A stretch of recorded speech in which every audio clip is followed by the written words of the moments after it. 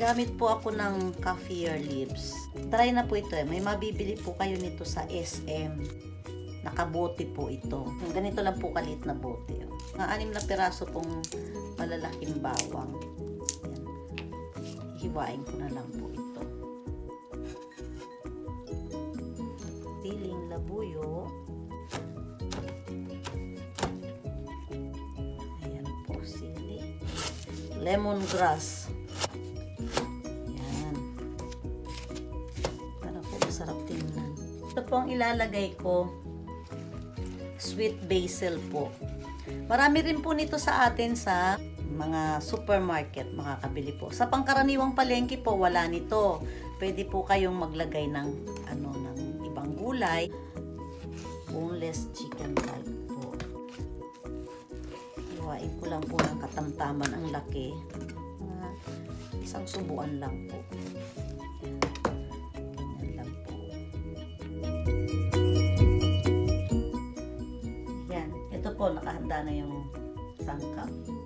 Po yung bagoong isda, anchovy sauce po o bagoong balayan. 20 ml na oil, 200 ml na water, 1/2 teaspoon na paminta at ito pong sugar, 20 ml na mantika, 28 grams ng bawang. Ayan po natin. Siling labuyo.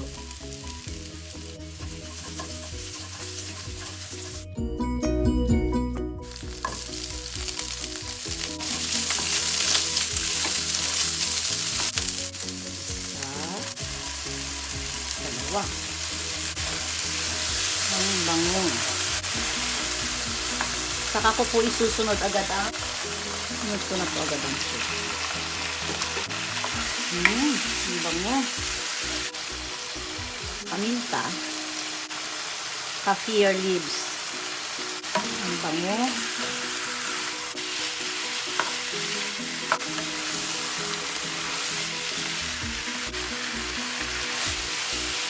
$100 ml na water. Ayan po natin kumulo. Tatakpan po natin. Ayan. Buksan po natin. 1/4 teaspoon sugar. Ayan lang po. Takip ulit. Ulihin natin. Konti na po yung sabaw niya.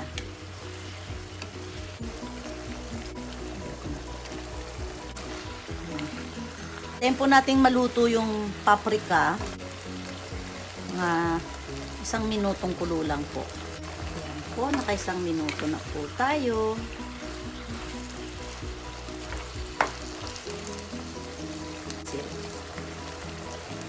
Ulitin ko po, pwede pong kangkong ang ilagay ninyo o kaya spinach.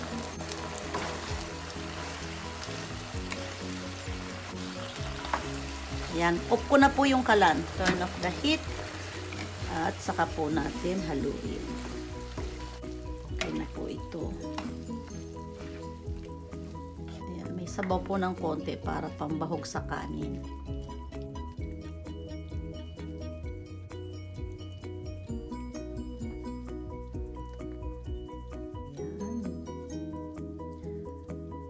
Pangkanin po ang nito, ang timpla.